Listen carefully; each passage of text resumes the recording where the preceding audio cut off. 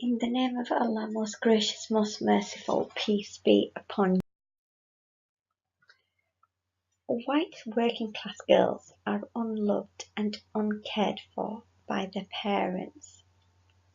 Their parents would rather watch TV or get drunk rather than walk their daughters to and from school.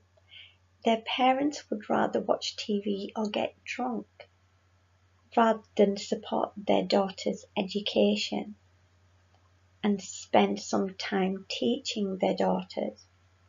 Their parents would rather watch TV or get drunk rather than support their daughters in extracurricular activities.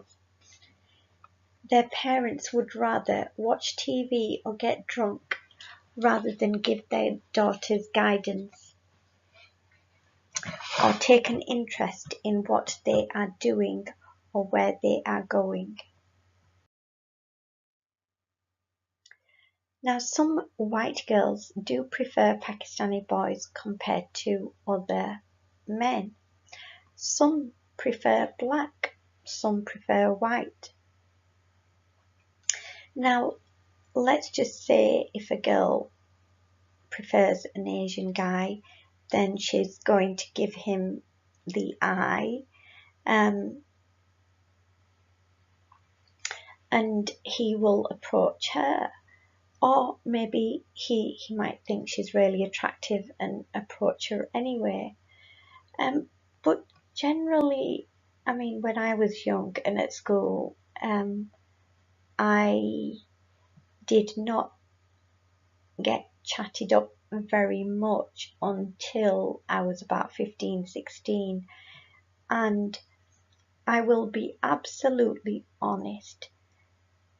Two guys came to me and they were Indian boys. They were not Muslim.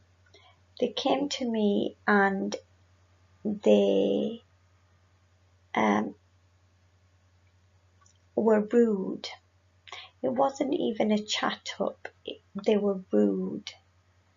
And, well, I don't consider it a chat up because the only response to it was F off, you bastards. So, but having said that, years later, I was studying with this white woman and as a mature student, and she told me that when a couple of white guys said something similar to her, she actually started dating the guy, which I was, I thought to myself that, if you're going to start dating someone who disrespects you, then it's ended before it started. But anyway, I do find some white girls, chase Asian boys around. Some Pakistani girls chase Asian boys around these days. But Pakistani guys are having a pretty good time. I think black guys are as well. I'm not sure about white guys. But anyway, I'm sure they're getting chased as well by the girls that prefer white guys. In fact, I know some Asian girls tend to prefer white guys. Anyway, generally Pakistani guys like to do the chasing. So if you chase a Pakistani guy, it is likely you will get dumped. Whether you get dumped within the first month or a year or two, you will eventually get dumped.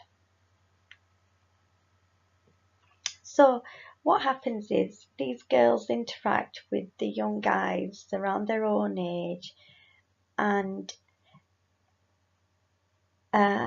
what happens is they do get dumped, but before they got dumped, they got to know the guy's perhaps older brother or other mates, and they've got their telephone numbers on their phones. there was something I was going to say when I mentioned that Asian guys like to do the chasing. Anyway, it might come back to me later.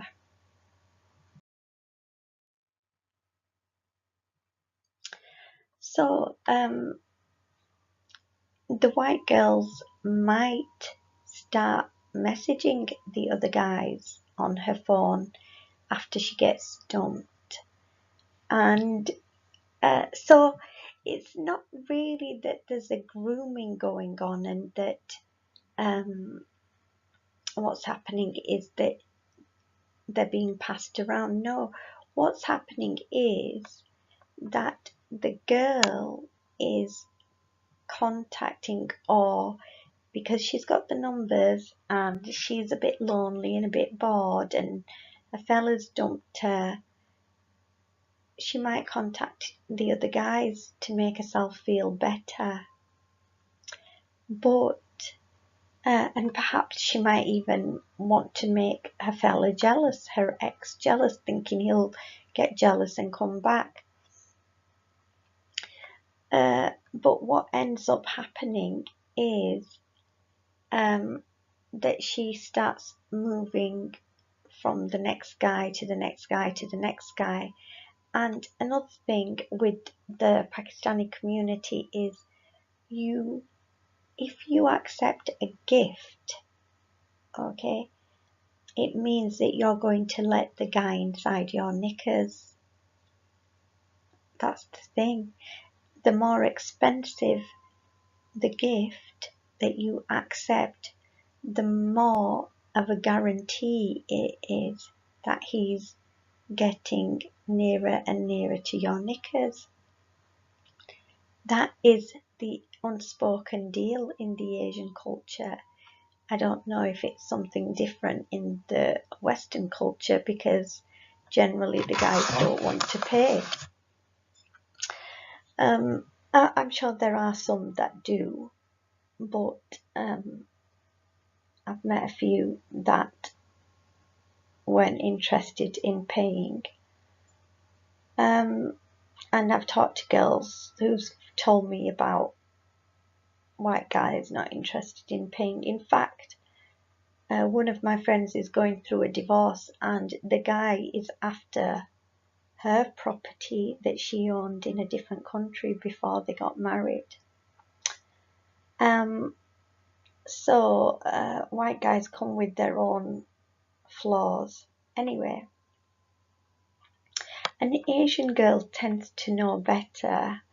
You know, if she's going to start accepting gifts, then she knows that it's time for parents to get involved, and she's going to insist that he sends his parents round to ask for her hand in marriage.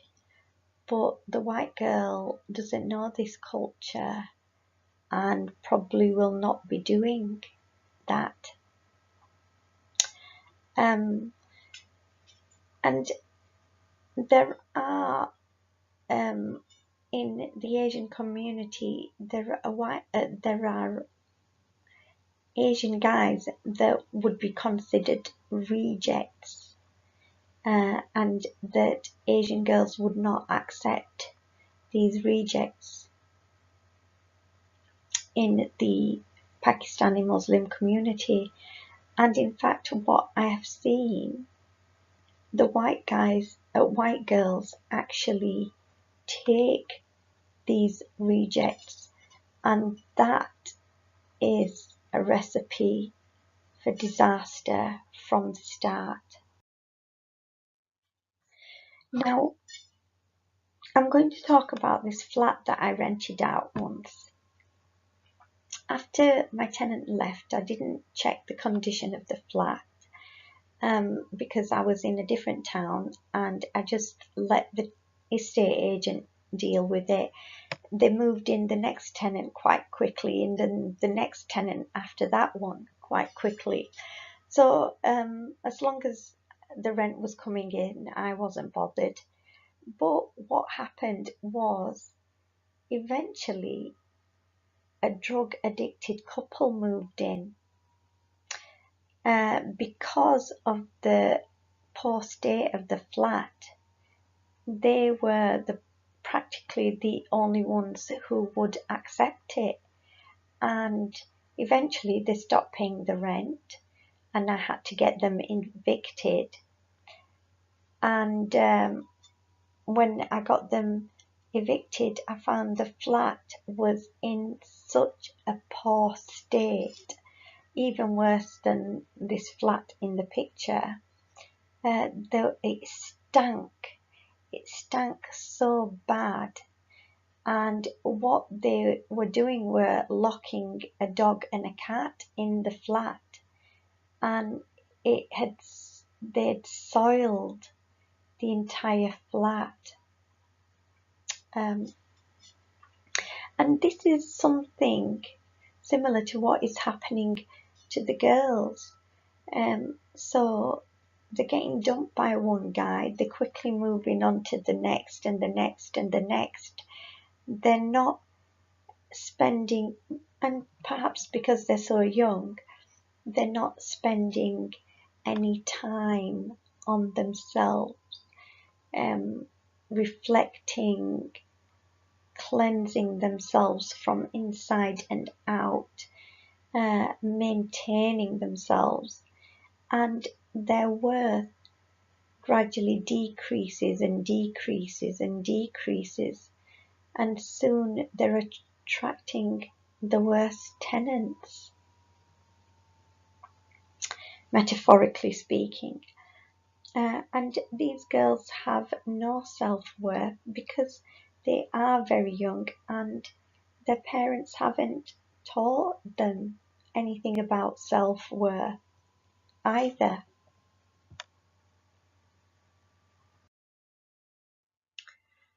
The girls start scraping the bottom of the barrel, and at the bottom of the barrel you will find drug dealers. So I really don't think that when the girls are originally getting chatted up by boys their own age, it starts with this whole grooming process. No, once they've hit the bottom of the barrel, which is the drug dealer, that is when they're going to start getting passed around.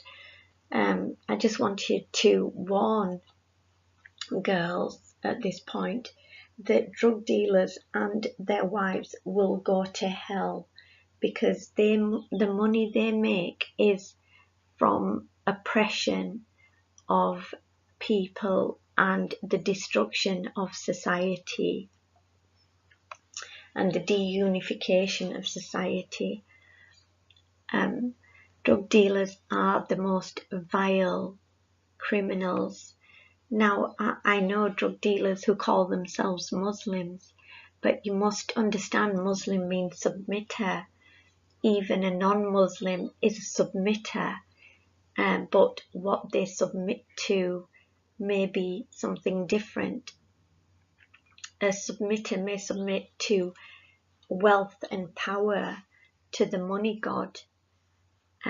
So a Muslim who thinks that he's a submitter to Allah must be very wary of this and constantly pray that God makes them submitters to himself and not to the material goods of this world. Drug dealers are complete and utter hypocrites. They will pray 5 times a day without fail, but they're only praying to Satan, and they don't realize it. They don't realize that Allah has abandoned them. And another thing I'd like to add at this point is that Muslim girls will also be vulnerable to these drug dealers. And And I know girls whose parents have been told that they want to marry a drug dealer, and that he will send his family to their home to ask for their hand in marriage, and the parents have told them no. If you want to marry a drug dealer, you're going to have to leave home. We are not prepared to have a formal giving away ceremony where we are putting you into the hands of a drug dealer. That is humiliation. They consider that humiliation and ruining their daughter's life, and they won't take part in it.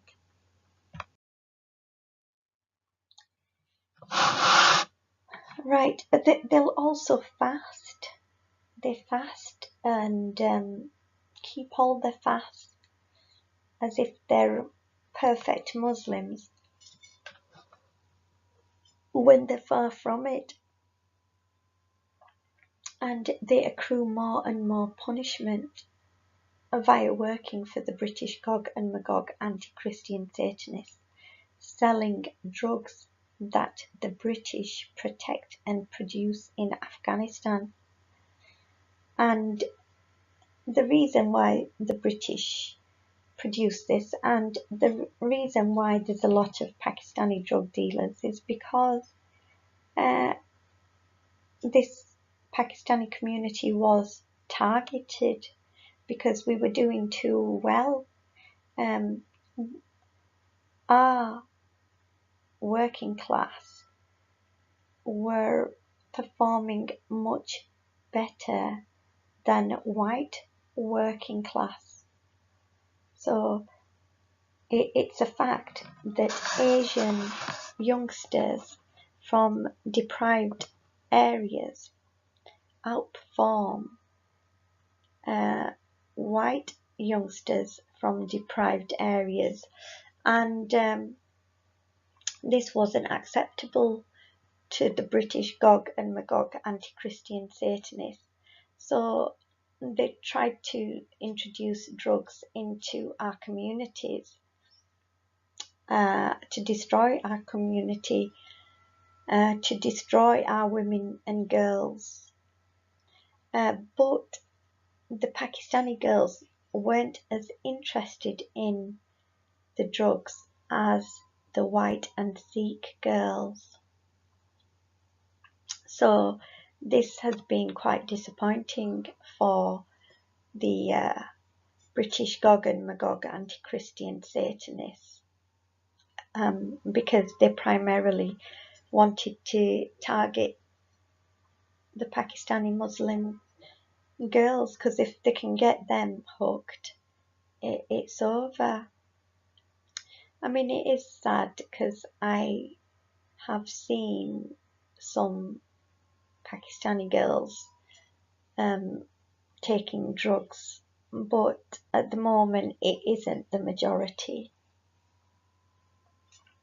So I just put in some information about how Howard Marks was a drug smuggler for the CIA and MI6, to evidence that it's a fact, it does happen. And here we've got an image of a British soldier protecting the poppy fields, but there's these soldiers, pictures of these soldiers all over the internet. Anybody can find them. I just want you to talk briefly about a Sikh friend I had, and I kid you not, she would mainly go after Muslim Pakistanis, and then she would swear at them when she would get treated like the shit that she was. She'd come to my house, put her girls to sleep, and then be calling random guys so that she could go off with them. And I actually found that quite offensive, because it was like she didn't want my company and she was desperate to get some guy to agree to meet her. And you know what? Most of the time, nobody would want to meet her. She would be begging different guys on the phone, and they'd all say they were busy. Anyway, I'd suggest gently to her that, why don't you date Sikh guys? And once she answered me by saying, why don't you date Sikh guys? And I thought, it was as if she'd got offended. But I'm not Sikh. Why am I going to date a Sikh guy? Why am I going to cause problems for myself? I need some consistency for myself and my children. Anyway, this other time she was complaining about Pakistani men. So I asked her, perhaps you need to date Sikh guys. And this time she said, because Sikh guys drink. And I asked her, you drink? And she replied that they drink openly. And really, I can't understand, because she drank openly and she took drugs openly. So I don't know if she was keeping something from me that, because it didn't make any sense. Why she got a problem with Sikh guys drinking openly when she drinks and takes drugs? Unless the Muslim guys were paying for her drink and paying for her drugs, whereas perhaps the Sikh guys weren't prepared to do that.